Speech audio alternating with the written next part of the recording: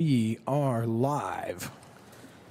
Welcome to the Eureka Springs CAPC meeting, December 18, 2025, 5 p.m. at Eureka Springs Auditorium.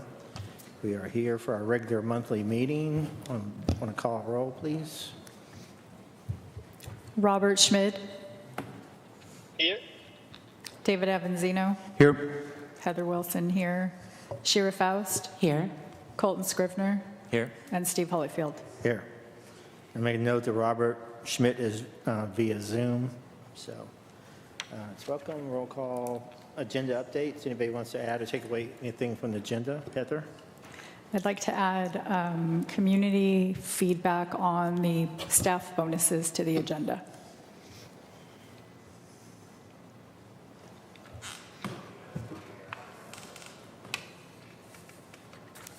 Community feedback on the staff Bonuses. bonuses. That'd be under new business B. So the Eureka Springs City Auditorium Agreement, are we not ready for that? Do you have it or somebody talking about it or? We do not, because the city attorney is reviewing that initial proposal that we had discussed, and it hasn't gone anywhere yet. Okay. So unless somebody wants to just talk about it in general, we'll just take it off the agenda. Is that okay? Okay. So we're moving old business under A. Can be postponed until our next meeting. And anything else? Everything else is good to go? Anybody have anything else to add? No, thank you. No? Good.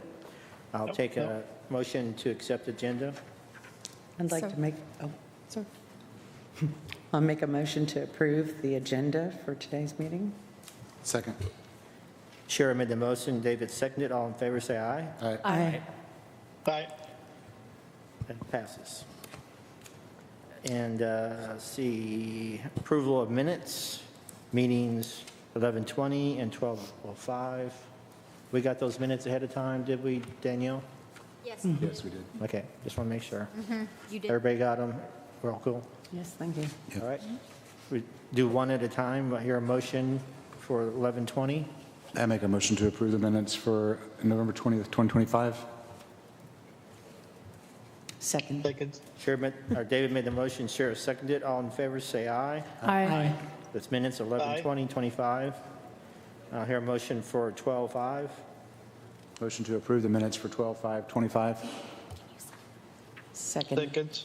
I'm going to give it to Robert. Okay, good. David made the motion, Robert seconded it. All in favor, say aye. Aye. That's for the Aye. 12/5/25 minutes. That's all the minutes. Public comments, 3 minutes per person. We have anybody that speak publicly? Now, if you're doing a funding request, that will be called up one at a time, so. Devin. Good evening, Commissioners. For the record, my name is Devin Henderson, and I'm with the Eureka Springs Chamber of Commerce. Just wanted to take a few minutes today to share a brief snapshot of the impact of our 2025 Christmas events and how they performed from a tourism and marketing standpoint. This past holiday season, the Chamber coordinated 3 major Christmas initiatives: the Christmas Parade, the Tour of Inns, and the Holiday Home Decorating Contest. Together, these events successfully drove visitation, community participation, and strong out-of-market awareness for Eureka Springs as a Christmas destination. So starting with marketing reach, since November 1st, our Facebook promotions for holiday events reached more than 2.2 million people. That reach played a key role in bringing visitors to town throughout the season and supported strong attendance across all 3. The Christmas Tour of Inns is a great example of that impact. We analyzed addresses from all 542 ticket holders, and over 82% traveled from more than 50 miles away. Only 17% were local to Eureka Springs in the immediate area. Visitors came from across Arkansas, as well as Missouri, Oklahoma, Kansas, Texas, and beyond. So the marketing was doing exactly what it was designed to do. The Christmas parade was one of the longest and strongest parades we've seen in years. We clocked the parade at 45 minutes total, with strong participation and crowd engagement. According to Placer AI data, there were approximately 9,200 people in town the night of the Christmas parade. Finally, the holiday home decorating contest saw over 20 participants. We've seen significant positive response from the public. Social media comments showed that people actively are looking forward to seeing the displays, and to support that interest, we created a digital map so visitors and locals could easily tour the homes. Overall, the Christmas events delivered measurable visitation, strong out-of-market reach, and a positive engagement, reinforcing Eureka Springs' position as a premier holiday destination. We appreciate the continued support of the Advertising and Promotion Commission in making these outcomes possible. Before I go, I would like to comment as well on staff bonuses. I have the pleasure of working with CAPC staff with their office multiple times a week, and they all work hard and they do an excellent job. They're working nights, they're working weekends, all the time. And even when they're not working, just like with the chamber, you're kind of always working when you work for an AMP. So just wanted to say that. Thank you guys for all your hard work and for your time. Thank you, Devin. Thank you. Thank you. That's it for one person. For public comments, financial report, Ty. Take it away. I have a paper copy. First page is the balance sheet. We have $1,680,000 in bank accounts, matching liabilities and equity. Next report is the P&L. In November, we had collections of $244,000 with a budget of $230,000. Year-to-date, collections $1,940,000 with a budget of $1,944,000.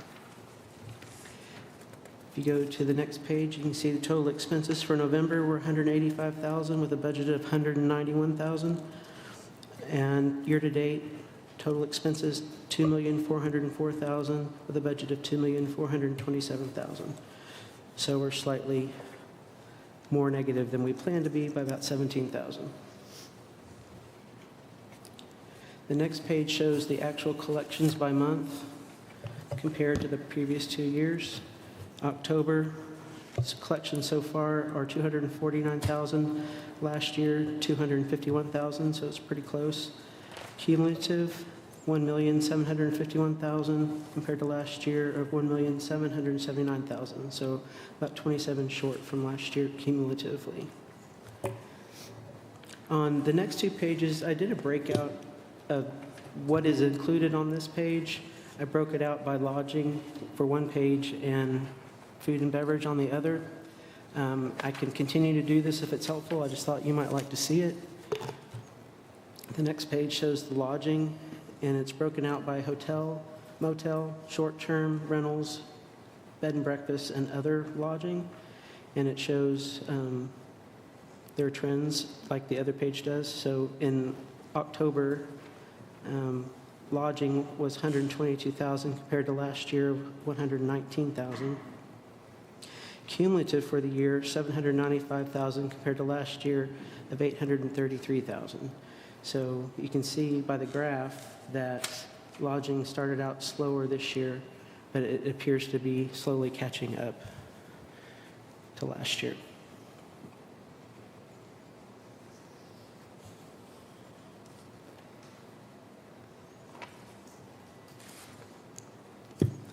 Does anybody want to give Ty feedback on this? Do you like the way he presents this? You want to, Heather? Oh, I love it. Thank you. I had a question. What would, under the other category, what would something be categorized under other? That's for lodging, it's like a campground or cabin type thing. Thank you. It's not a traditional motel or short-term rental, so. Thank you. I think this is really helpful, so.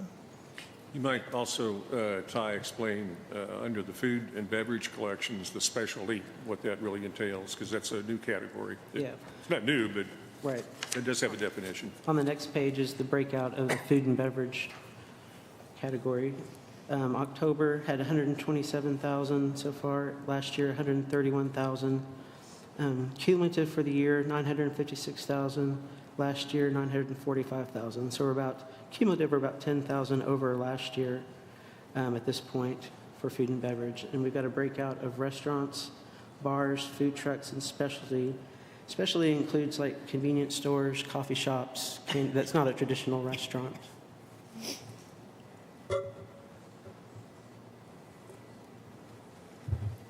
All right, is that it? Anybody have any questions? I definitely like the way the presentation looks like, that we have a breakdown of the different collectors, and yeah, it kind of reflects what we have seen so far. Lodging is still behind, and we don't know, like, we had a good November, weather-wise was not too terrible.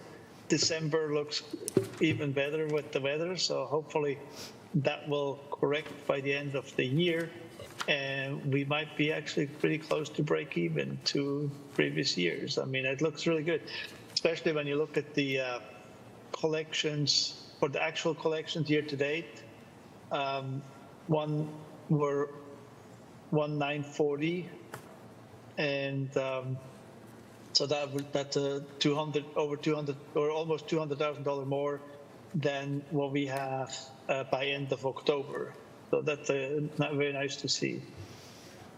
How do we look on the delinquent page? I don't see that.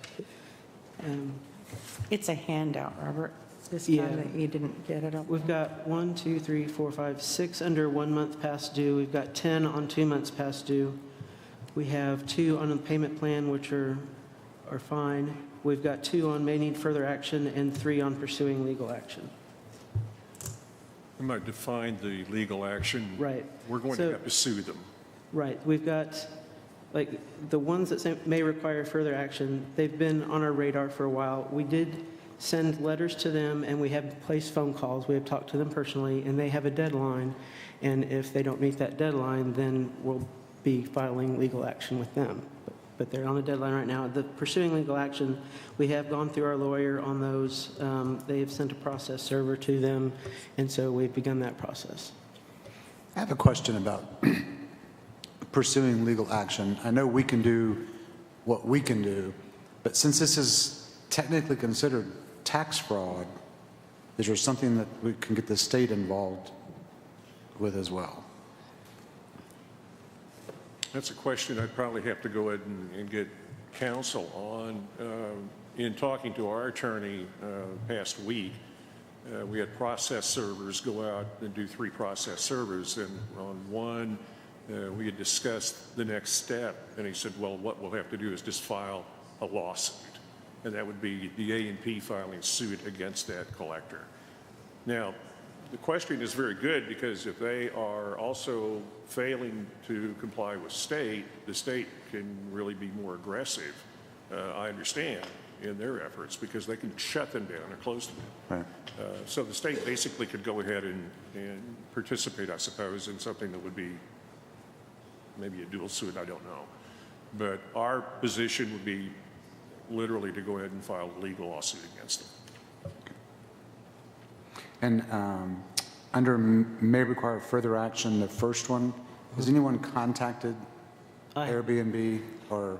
They do have Airbnb, but they also have other methods of reservations. So they have, in the past, paid taxes. They just stopped. So, and they're a new filer. I mean, they had gone for a period where they were a new filer and didn't know to file, and so they got behind. And so they did get caught up. But then they started, I was helping them to figure out how to do that, and then they stopped filing again, so. Okay. And is that a similar story for the other one on may require further action? Yes, they are a fairly new filer. They did file to start with and then stopped. But I have been in contact with them, and they are aware of it, and they said they'd file within the week. We'll see. Okay. Okay, any other questions? Okay. I just have one quick question. Heather? From a cost perspective, this is a cost to sue that the CAPC would incur or the city is incurring? It would be the CAPC. Okay, and is it, because it's tax dollars, are we legally required to sue? What I'm getting at is, does it cost us more to sue than we will recover? Potentially. Well, we can also have them pay legal fees. Yeah. I think the way the ordinance is structured is that, really the person that is, in this case, being sued is going to have to go ahead and make a decision, probably a settlement anyway. That would likely be the first course of action, I would think, versus actually having the penalty pushed against them. And I don't know exactly what that penalty would be, but in the case of one of these collectors, this is an organization that has had multiple problems and multiple legal challenges. So it could be that if it goes to court, depending on the nature of the business, it's a civil case, obviously, it would be tried by a judge and make a determination what to do. So if we take a claim, I mean, with an unknown size to court, I mean, up to $5,000 would be a small claim. And I guess for smaller properties, we might be able to get the whole thing started. If it turns out that the amount is going to get bigger, we're already in the game. And a small claim, as far as I remember, runs about $65 or $70 to file. So for the legal cost, and you don't have to have a lawyer, actually. I don't know, for us as an entity, we might have to use a lawyer. I'm not sure about that. But everybody can file a small claim up to $5,000, and it costs you not really a lot to file that. But it would start the process of getting some more information, wouldn't it? I think so. There's a couple of factors that go into that. Number one, neither Ty or I are lawyers. We need to get legal representation so that we can navigate through those waters. The second part of that is, does that suit close that business down? We don't know. Somebody can be sued and still be in business if they want to. Or they can pick up their business and move it over outside the city limits. We've seen that happen. So I think there's a couple of elements there on the side of really being in the right lane completely. My recommendation, we always use our attorney to take these steps. It may cost a little bit of money to do that, but on the same token, it also sends a warning into the community that, we have to go ahead and do exactly what we are tasked to do.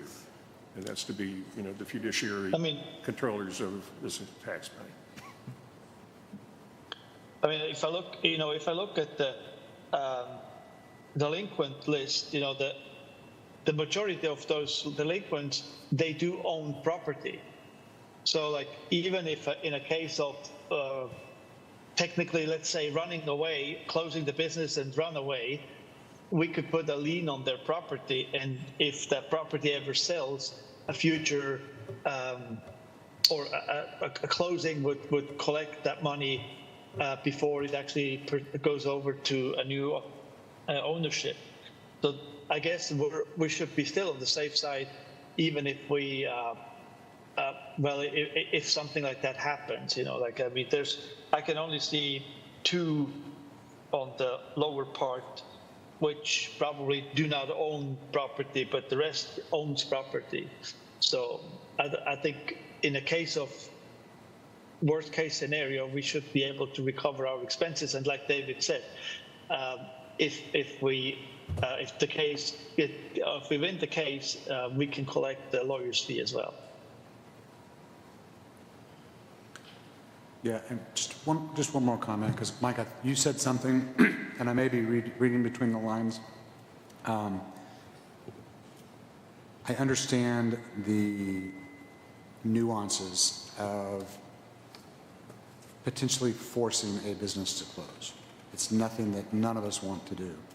However, doing nothing also sets a precedent for every other business in town that I can get away with it. And We cannot deal with that. So I just want to make it clear, no, I don't want to see anyone close. It's unfortunate. However, this is what has to be done.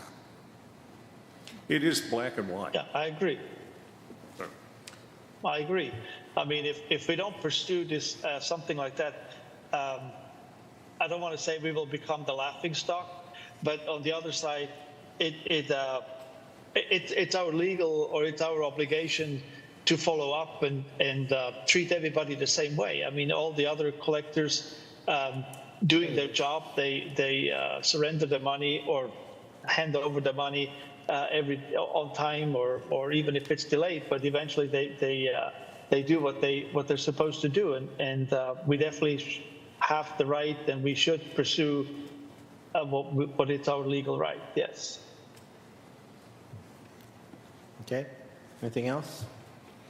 Is there can we revoke their business license before trying to sue them? I'm just trying to imagine, if somebody's not paying their tax because they don't have money, I mean, suing them may not be as useful of a route. I don't know.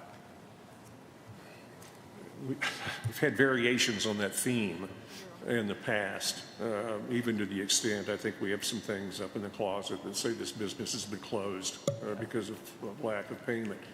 The state can do that as well. Generally speaking, I don't know if we're the low-hanging fruit that gets lost in the shuffle, but I think objectively we really need to go ahead and take counsel, this advice on what our measures are. If you have a warrant, then you need to take police with you Yeah, so to be able costs to do either those way, things. So there's lots of kind of sticky issues that go along with that. So. All righty. Anything else? Is that it for the financial report, Ty? Yes. Do I hear a motion to accept the financial report? So moved. Motion to. Okay, go ahead. Second. Heather made the motion, David seconded. All in favor, say aye. Aye. Aye. Opposed, say no. Passes. Good. Tourism Director's report. Mike? Okay, let's move on here. I believe.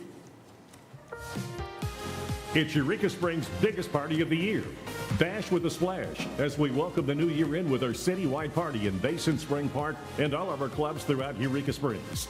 It's a big family event with parade, fire twirlers, dancers, and one huge dance party that counts down the seconds to the giant water drop atop the Basin Park Hotel. Make it a long weekend and ring in the new year with us and Bash with a Splash in Eureka Springs, Arkansas. The first part sounded like a radio commercial. That wasn't necessarily the intent, but that's okay. We are working aggressively on the New Year's Eve programming, Bash with a Splash.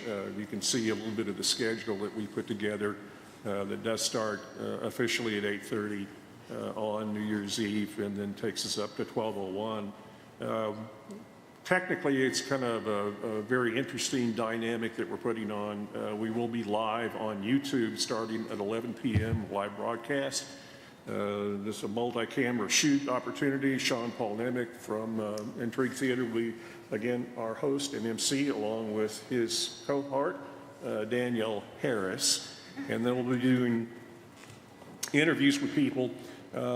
We've got really a kind of a cool program with music. Obviously, we've got fire spinners coming back. We also have some aerial acrobatics that will be put in the middle of the street where people Danielle, will be really? way and then part of the obvious entertainment factor of all this is just all the people that will be in town for the event having a good time. 2 great bands, and then the activity that goes along with it.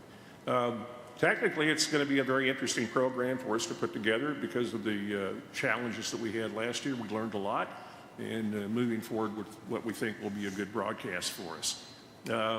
We're also exploring the opportunity to be on more than one channel, but in this case, it will be broadcast on YouTube, and we have some other opportunities to perhaps take it a little bit further. So we hope everybody shows up for it. And, Plan B is Plan B, and we're working on Plan B, whatever that is. What's Go the ahead and- 1201? It's Eureka's- Sorry, Mike. What was the 1201 we can see it all? Old Lang Syne. Auld Lang Syne. It's you singing Old Lang Syne. Oh, singing the song, all right. Cool. A little bit of campaign reporting I wanted to go ahead and give you this evening. We have so many analytics to talk about, and I don't want to go ahead and take more than just a few minutes to give you some of the best highlights of this. During the month of November, we had really a great increase in the amount of people taking a look at what we were doing, and if you look at the key metrics, we had 71,000 total users, which is up 59% from the year before, taking a look at what we have on visiteurekasprings.com. It was 82,000 sessions, and 33,000 of those were engaged, and that means people are looking at us more than 20 to 30 seconds. They're actually spending time with us. The one thing that we continue to talk about, and not in ad nauseum necessarily, but artificial intelligence is leading a lot of searches right now. So as opposed to just going to your keyboard and looking up what's going on, you can just say, hey, what's going on in Eureka Springs? And that sort of circumvents really some of the analytics that we otherwise would have. And we're seeing more and more and more engagement with that process, including new features from Google that become even more extraordinary that they're introducing. So again, Google is leading the world right now in analytics, and we're keeping pace with that, I think, really well. A little bit of what we ended up getting over the past month. Our search engine marketing, 135,000 clicks. Our Near Me, again, which I talk about, that's usually people within 50-mile radius of Eureka Springs that are close to us, 33,000 clicks. Our paid on demand with Google, 291,000 with over 17 million impressions. So lots of people looking at what we're doing. Our Facebook and our Facebook remarketing, which is the meta prospecting, doing extraordinarily well. 4 million impressions, 3 million in remarketing. And then as a part of what we do as our marketing pillars, two of those pillars being nightlife and our trolleys, they're doing really well. 763,000 people are looking, and each time we see these analytics, we see trolleys always coming back up.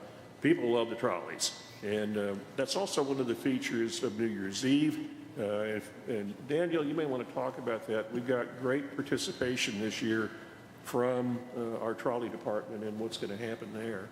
They are going to offer free trolley service for all of our nightlife New Year's Eve attendees from 7 p.m. to 12:30 a.m.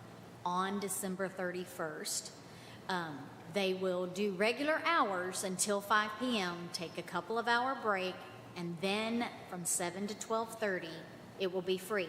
And what they will do is have two trolleys running between Transit Main to the depot, Plainer Hill Park and Ride. That'll be a steady one. And then the other one will run Transit Main, the Upper Rim, around Passion Play, down Magnetic to the train station, and then back and around. So that way it covers that mountain, Pine Mountain parking area and along that route so that we can spread parking opportunities throughout town.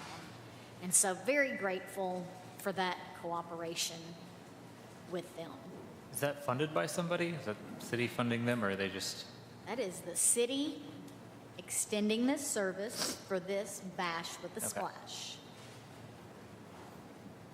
Thank you, City of Eureka Springs. Yes. Thank you, City. 2 thumbs up. And it's free, correct? Free. Free to be. Take a bow, David.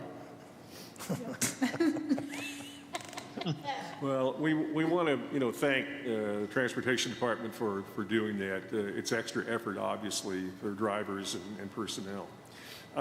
We continue to use Expedia as really a great place to go ahead and see what our gross bookings are within our city limits, which is a good thing. So 7,900 nights were booked last November, which represented over $2,778,000 in actual revenues through Expedia.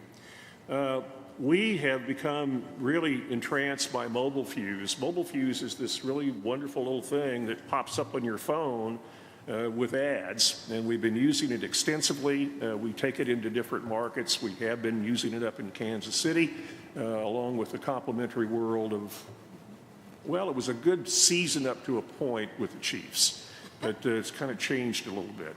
But Mobile Fuse has done really well for us, and we're also using Mobile Fuse through the Tourism Association. And with iHeart, almost 900,000 impressions through the podcast that we engage on. Incidentally, I'll mention right now that we are working with iHeart in our broadcast with Bash with a Splash. We're on 4 of their radio stations along with a live remote. So we're covering that market really, really well. I think that's a big compliment. They've given us a 2-for-1. And then we'll mention once again, the state of Arkansas has given us $19,000 for television advertising for this program. So we're really happy about, the engagement that we've had. I'll go back a little bit of beta prospecting so you can kind of see what we've been doing in these markets, Dallas, Kansas City, and Springfield. We've been pushing in those markets because they've been really good to us, especially the Kansas City market. And, we're pulling lots of impressions out of those marketplaces up there, and our engagement rates are really quite good. When you're getting up to 15 seconds, 16 seconds, it doesn't seem like that's very long. And on the same token, we're getting those numbers, and they continue to grow for us. Go back here. Again, I wanted to talk about Expedient a little bit more, too. They just kill it. They really do. And we're happy with that ad spend. Again, it does give us a tremendous amount of potential nights, and we continue to see these things work well for us. I do have a report here, which is what's called the Epsilon Final NEI report, but I don't want to go ahead and put it up on the screen because it's so long. But I want to go ahead and feature just a couple of things here that I think are quite unique. In the categories of, in this case, you can see dining, accommodations, retail, grocery, gas, convenience, and attractions. Kind of like we're breaking down some of our numbers right now. We're seeing these numbers really become interesting. For instance, in our market support funds, we generally rate our dining expense at $65 a day. We also rate the room expense at $115. But through Epsilon, what they've determined is the reality is the dining is $55 per person per day. Accommodations run as high as $242 a day. Retail spending, which we don't get a lot of tracking on except through sales tax, people are spending about $60 a day when they're in Eureka Springs. They're spending $65 at the grocery store and on specialty items. They're buying gas at the rate of about $36 per tank. And then attractions and recreation, they're spending almost $100.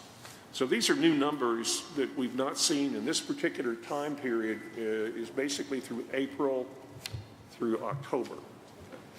Our feeder markets, where are people coming from and how are they getting here? Springfield, Missouri, Fort Smith, Fayetteville, Kansas City, Dallas, Fort Worth, Little Rock, Tulsa, then it trails off. But these numbers for us, this is the first time we've seen these numbers, and I wanted to share them with you. This represents something that is encouraging for us because we know that we're hitting the hot buttons with our marketing and where it's going. It's particularly gratifying to see Springfield do so well. We are in the Springfield direct market area for television and radio and whatnot, so we know that Springfield is a big influencer in terms of what happens here in Eureka Springs. But Fort Smith Fayetteville also is the second DMA that we are attached to because of Benton and Washington County. Then they continue to drive so much of our market. The one thing that has always been disappointing to me, and I don't know how to fix this, but Little Rock Pine Bluff has never been huge. We tend to do better out of Tulsa. And obviously Dallas, Fort Worth, and Kansas City are stronger than our own capital in the state of Arkansas. So we are actually on television right now in Little Rock with Bash with a Splash, so we're hoping we see some of that market shift up here. But that gives you a little bit of an idea, and you can study those numbers at your leisure. But I think it's fascinating to see where the monies are coming from. So that basically is the end of the report this evening. Again, we're excited about what's coming up with New Year's Eve. I also want to thank the staff of the CAPC for engaging in so many things, especially with Home for the Holidays, the free movies we've had, and really the extraordinary work that's been going on within the auditorium. And I'll give a shout out to our technical crew, Ron Sumner and all the guys that do all these things inside the auditorium and have been really working hard the month of December. Okay. That's it? That's your report? I could go on, but I think I'll stop. I'm sure you could. Thank you, Mike. Old business, none. New business, funding requests.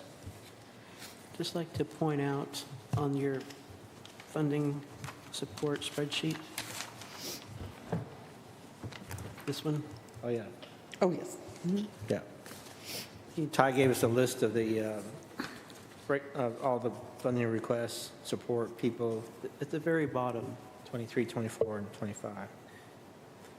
it says remaining budget 6,288. Okay. And that's for this year. Yes. What's left for this year? This is our last meeting, so this is it. Yes. Right. Okay. Carving. Carving for the, in the Ozarks.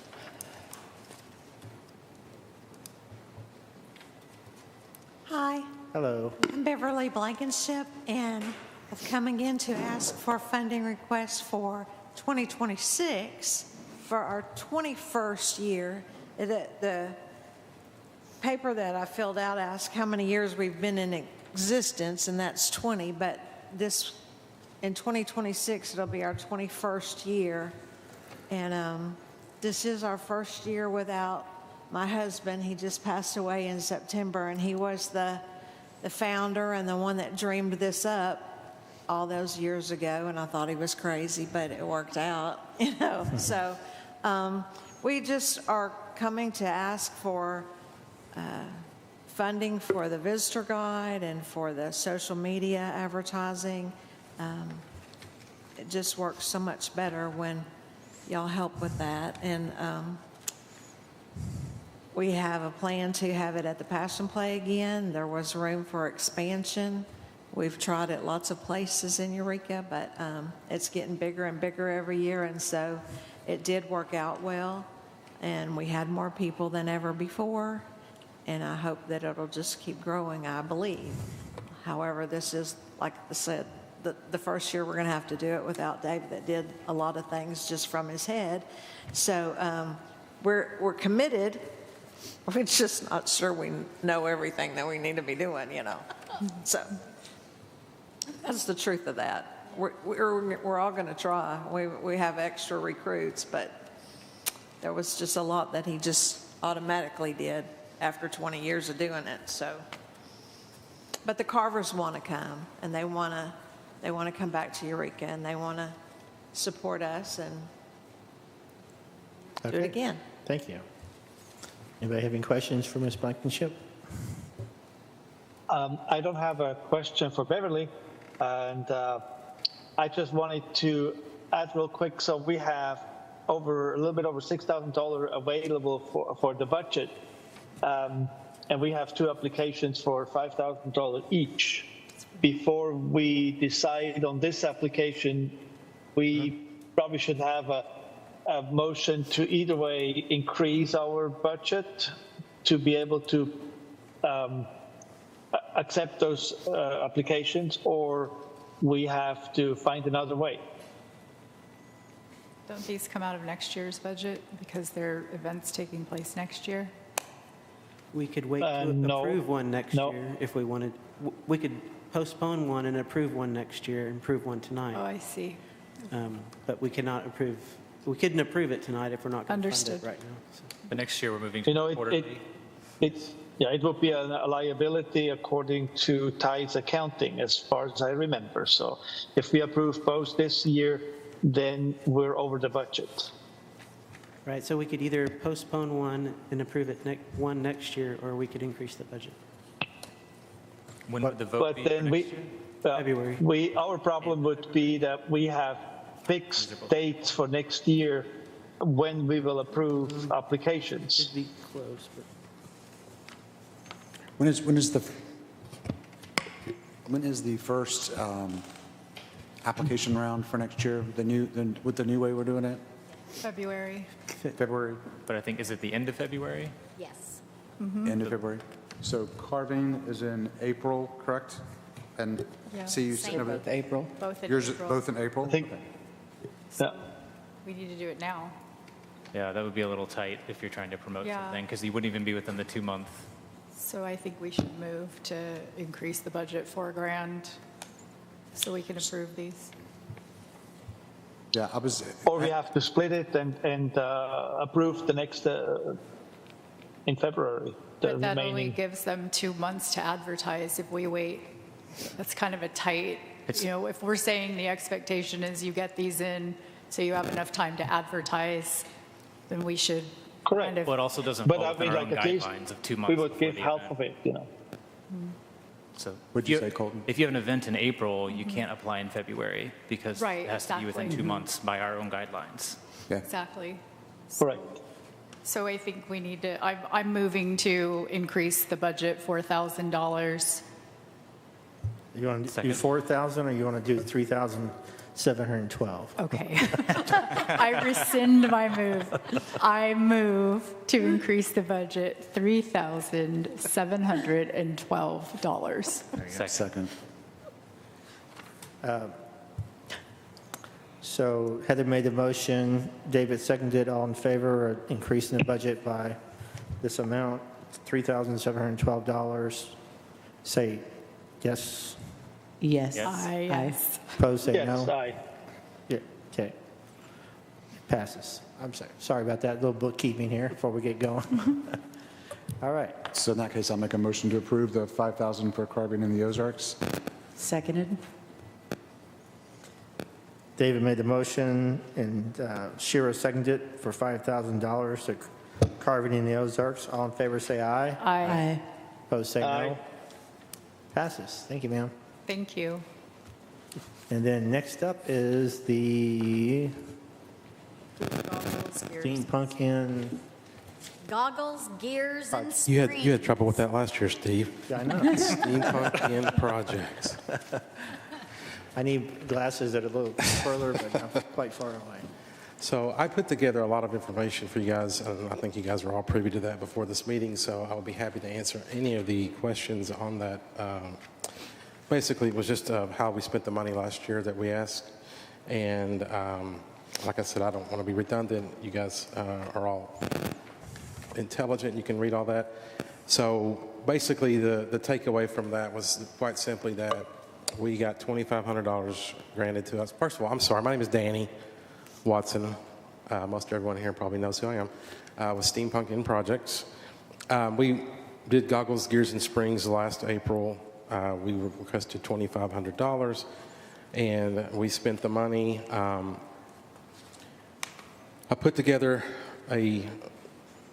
basically an impact of the people that were brought in, the money that was received, the taxes that were received, and a return on investment of approximately 30%. This was a very conservative estimate. I'm basing those numbers off of the Facebook event that we put out there. We had 402 people that went, 6,200 people that responded. Even if you just took 1% of the people that said they were interested, if only 1% of those people came, we're putting up there around 500 people. If you take the total number of people and did 10% of the total people that responded, that would be a very conservative number too. That'd be well over 700. So, anyways, we are requesting $5,000 to do this event again. We think we can make it larger. We have already been working diligently behind the scenes for about 6 weeks, putting together a lot of fun things. One of the things that we are going to do this year, last year we kind of took Good Shepherd under our wing and we raised a little bit of money for those guys. This year we're going to work with the Eureka Museum, and we're going to advertise and kind of highlight them within our promotion to try to get bodies in the door down at the museum, because that is a place that is near and dear to me. I'm kind of a history buff. Go ahead, David. Actually, you're talking and my brain is like in a different direction, and this is for Ty and Mike.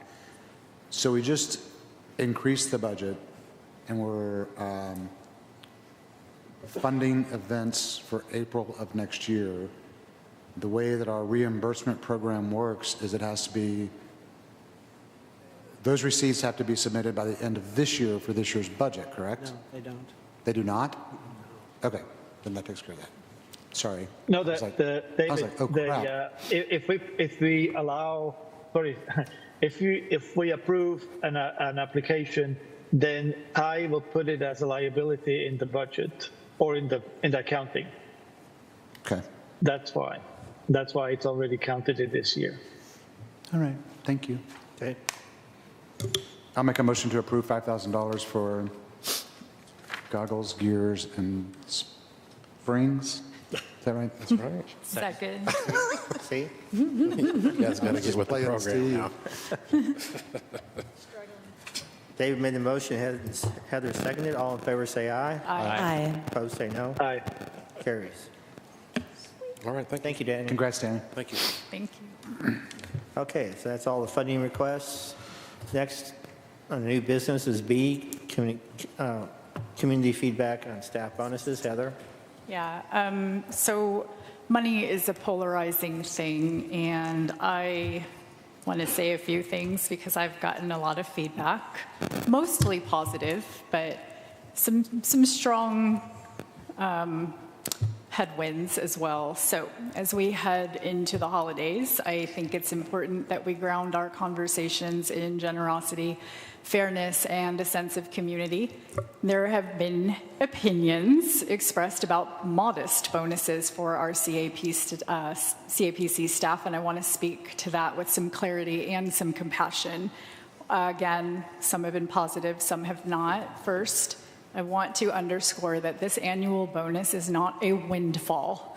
It is a simple gesture of appreciation for people who work long hours, often far beyond what their job descriptions require, to keep our tourism engine running and to support all of the businesses that depend on our success. These are employees that are already paid below state and regional benchmarks, and I want to underscore state, not just Northwest Arkansas, other areas of the state that are small towns. A small year-end acknowledgement does not erase the gap, but it does say, we see you, we value the work that you do for this town, and we thank you for it. I also don't want us to fall into the trap that believing that recognizing our staff somehow takes away from the residents or from those in our community who are struggling. Mayor Berry reminded us during the 2024 referendum issue the impact of the CAPC reaches far beyond the tax dollars it directly collects. Without the CAPC, and again, this is Mayor Berry, the city would face reductions in services and positions because the CAPC's work drives broader sales tax revenue, supports local jobs, and sustains the visitor economy on which many depend. So caring for our residents in need and showing appreciation for the people who make the city function are not opposing values. We are a community that has always been capable of doing both, and withholding a modest gesture of gratitude does not help those who are struggling. It diminishes morale, and it undermines the people whose efforts are keeping Eureka Springs thriving. Data is showing that we are punching above our weight. Our tourism growth relative to size is outpacing trends in much larger cities with far more resources than we have, and it doesn't happen by accident. It happens because of dedicated staff who show up, work hard, and carry the weight of a year-round operation every day that benefits every business, every visitor, every resident in this community. So in the spirit of this season, I'm asking that we choose appreciation over suspicion and generosity over negativity, and recognizing our employees isn't just appropriate, it's the right thing to do, and I am very grateful for their efforts and proud of what this town has accomplished because of them. So thank you all. Thank you. Thank you. Thank you, Heather. Anybody else want to comment on that? I'll say a couple things. One, you hear all the time, well, it's a small town, so you get small wages in small towns. But if you look at the prices of homes in Eureka Springs, this is a small town with a big city price tag. So expecting people to be paid small town wages and to be able to pay rent and buy a home here is unrealistic completely. So that people need to really look at the big picture. It's complicated when it comes to wages for public or private, but if I keep seeing these studies that says if our minimum wage is kept up with inflation, it'd be $26 an hour, or up even as higher as $44 an hour. So somebody's got to do something, and I'm really proud of our staff and what they've done this year, and I don't have a problem at all with these bonuses. So, okay. Anybody else have anything to say? Moving on. Commissioner comments. We'll start with David. You had your hand up. I did not. Oh my gosh. So I was going to have this discussion with you in private, but probably shouldn't since we can't talk to each other, which is ridiculous. But, right.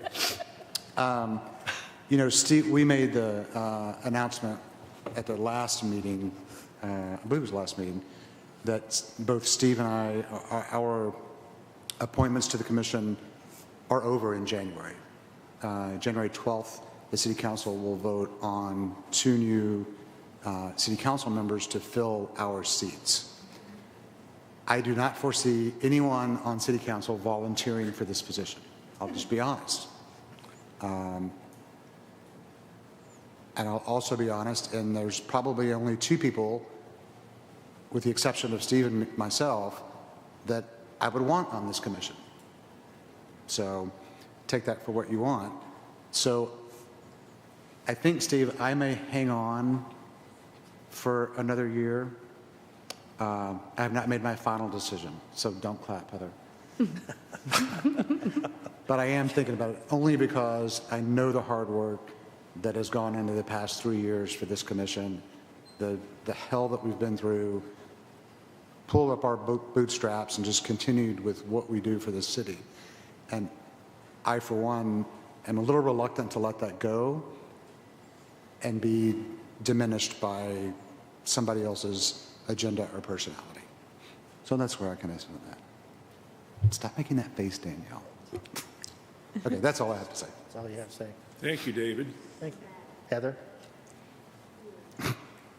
I'm just happy to hear that. So thank you, Mike, Danielle, Caitlin, and Jana, and Ty for your commitments. Such a great year. Last meeting of the year. So excited for what 2026 is going to bring. David, I really hope you stay. Steve, thank you for your years of service. Because of you, we have built forward. Your contributions have meant a lot. Your guidance has meant a lot. And I really hope that you will stay close to what we're doing. You will be greatly missed. To my other commissioners, thank you. It's been fun. And I know that this takes time and dedication personally. And to your families, also thank you to them, because I know that it takes time from them. I wanted to list a few resources for the community should you need them. Please reach out. I saw a Facebook exchange that I wanted to mention tonight on the Carroll County page that somebody had went on anonymous asking for food because they had not eaten. And that was a rough one to read. They deleted the person's comments thinking it was a troll, and then the person came back saying, no, this is real. And we do have people in our community who need help, and I want to say, please do not ever be ashamed to ask for help, because there are not many people in this world, including me, who haven't needed help at some point in our lives. So please do not be ashamed to reach out for help. There is Flint Street Food Bank, Cup of Love, Eureka Springs Methodist Church, Eureka Springs Utility Assistance Program, and the Echo Clinic. I know there are many more. And so if you are one of those organizations, please do make sure that you're doing community outreach and And I thank you for being there for our community. So for those who can, please give so we can continue supporting our members of the community who may need it. Thank you all for the support, the criticism, the cheering throughout the last year. I am wishing you and yours a happy, healthy, and safe holiday. See you in 2026. Great. Thank you, Heather. We're going to jump to Robert. Robert, you hear us? Okay. Yep, I can hear you. Well, David, that was a surprise, a good one. I just say keep on going. Apparently, I'm not in town, so I don't really see what's going on in person, but I've seen over and over posts on Facebook what a big crowd goes to Eureka Springs right now, and I am really happy to see that the weather plays along. Yeah, we had some cold snaps, apparently. It got pretty quick, pretty cold, but only for a couple of days, and I guess everything turned back to normal. And for those who are looking forward for a white Christmas, sorry, it's not going to happen. You know, it's going to be T-shirt. We don't. I guess the forecast for the New Year's Eve is not there yet to determine if it's going to be T-shirt or winter coat. But I really hope we won't get snowed in for all the effort the CAPC staff has put in. And it would be a really, really disappointing moment if that happens. But so I'm very positive. I hope the weather will stay put and keep going the way it is. And we will have those many, many people we had last year and even more. To that point, big shout out to the CAPC staff for all the hard work this year.